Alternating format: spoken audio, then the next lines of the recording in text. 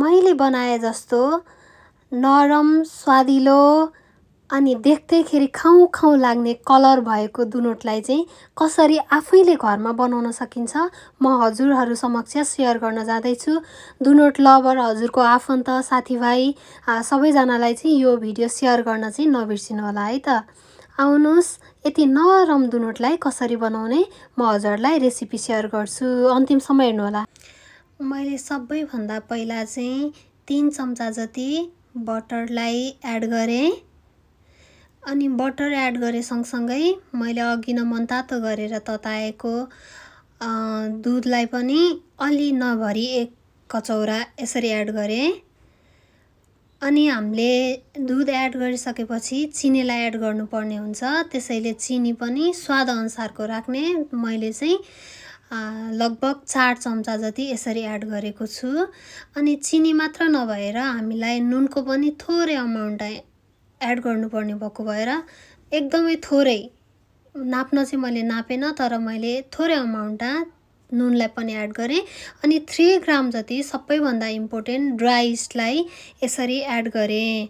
मैले सबै सामानहरू हालिसकेपछि लास्टमा मिक्सरले यसरी मजाले घोलिने गरेर मजाले यसरी मिक्स गरेँ।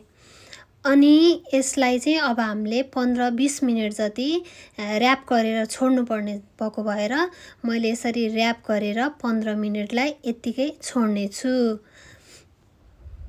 मैले 15 मिनेटपछि यसरी ओपन गर्दा यसरी फोका फोका फुलिरहेको हुन्छ, यो भनेको चाहिँ ड्राई इस्ट एक्टिभ भएको हो भन्ने बुझिन्छ। अब मैले यसलाई मैदालाई थोरै थोरै मात्रामा एड गर्दै मजाले मिक्स गर्दै जानेछु। यसरी थोरै अमाउन्टमा मैदालाई मिक्स गर्दै जाँदाखेरि चाहिँ मजाले मैदालाई घोलिने सम्भावना हुन्छ, राम्रो लास्टमा रोटी राम्रो बन्ने भएको भएर हजुरले एकैचोटि मैदालाई एड गर्नुभन्दा पनि थोरै मात्रामा एड गर्दै यसरी घोल्दै जानुभयो भनेदेखि चाहिँ मजाले मिक्स हुन्छ, हात पनि हाल्नु पर्दैन, चम्चाले नै रेडी हुन्छ। सो मैले चाहिँ यसरी थोरै थोरै गरेर एड गर्दै घोल्दै घोल्दै गर्दै गएँ अनि मेरो चाहिँ लास्टमा यस्तो हुँदै आएको थियो।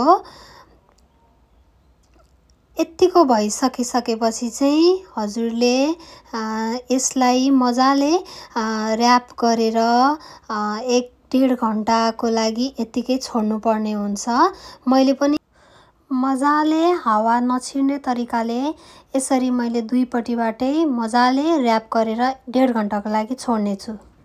लगभग 1.5 घण्टा मैले यत्तिकै छोडिसकेपछि खोलेर हेर्दा हाम्रो दुनोट बनाउनको लागि पिठो तयार भइसकेको थियो, फुलेर यतिसम्म भइसकेको थियो। अनि मैले गोलो बनाउनको लागि सजिलो हुने भएको भएर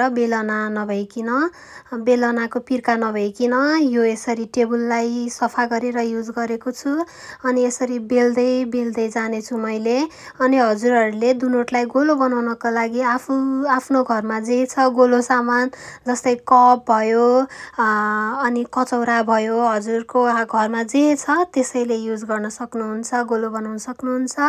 अनि बिचमा प्वाल बनाउनको लागि चाहिँ हाम्रो सबैको घरमा हुने बोतलको बिर्कोले पनि एकदमै राम्रो सेप दिन्छ, त्यसैले बोतलको बिर्को युज गर्दा पनि हुन्छ। मेरो चाहिँ यत्तिको गोलो भइसकेपछि मैले चाहिँ एकदम नर्मल हिटमा, धेरै ठुलो हिट पनि नबनाइकन मैले यसरी दुनोटलाई बनाउन सुरु गरेँ। मिडियम साइजको ग्यासले चाहिँ हजुरको भित्र पनि मजाले पाक्ने र बाहिर पनि राम्रो कलर दिने भएको भएर मिडियम ग्यासमा चाहिँ बनाउनलाई मैले रिकमेन्ड गर्छु। अन्तिममा चाहिँ मेरो यति राम्रो कलर पनि आएको थियो अनि एकदम स्वादिष्ट एकदम नरम बनेको थियो। हजुरहरू पनि घरमै बसेर ट्राई गरेर हेर्नु होला। धन्यवाद।